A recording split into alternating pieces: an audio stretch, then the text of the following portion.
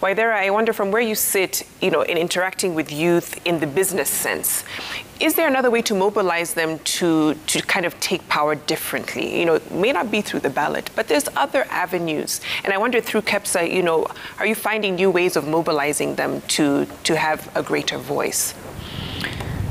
Yes, we are, because recently, if you've checked over the past about 10 years, KEPSA has actually been having a lot of youth enterprise programs with different partners. But I'd also like to maybe throw a spanner into the work and say, youth need to get organized. Okay?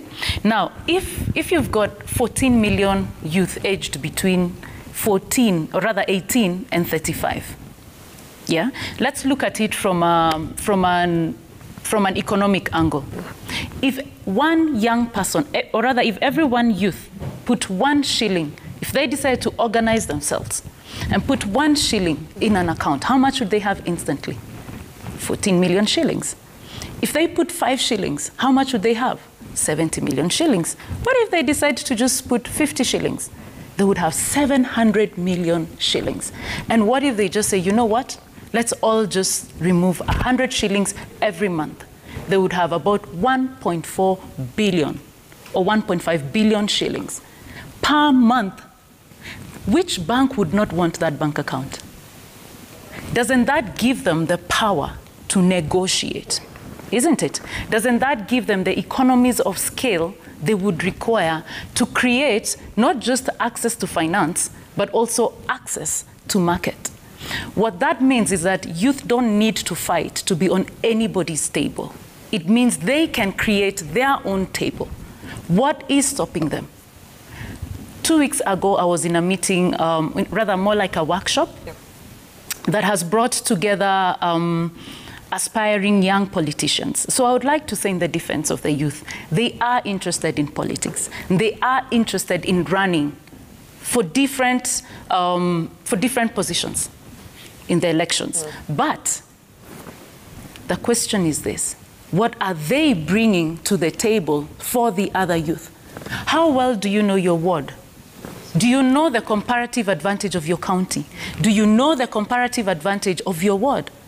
A political leader, well, the best definition of politics I've ever had is pursuit of self-interest, which could either be collective or individual. It could be positive or negative.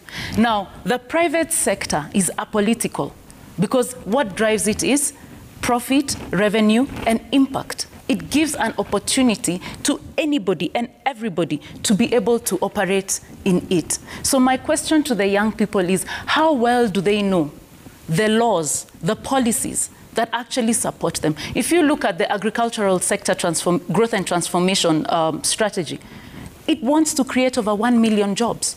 If you look at the National Industrial Transformation Program, it wants to create over 1 million jobs.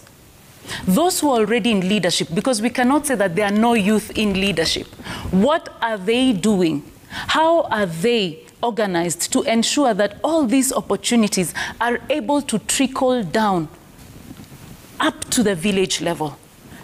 Agriculture is devolved, trade is devolved, cooperatives are devolved. Now, you may not be able to form one unit to put 14 million shillings, but you can organize yourselves into cooperatives.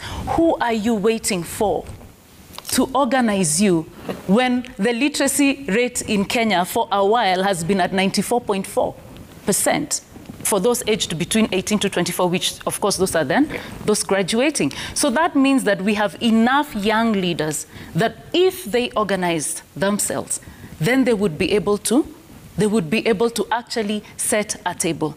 So as the private sector, that is why we are supporting them with all the programs that the private sector is doing. The Kenya Association of Manufacturers has programs.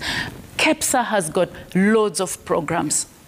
We have a sector but that advocates, sits with the CSs, in this case particularly the CS of youth, to advocate and push for the youth agenda and ensure that they have a role and a place to play. So what we are saying is that if there is peace, yes, we speak of unemployment, but there are opportunities. The thing is, in fact, I dare say, we are drowning in an ocean of opportunities. Every value chain has opportunities that are untapped. Where is the problem? I summarize it as get organized.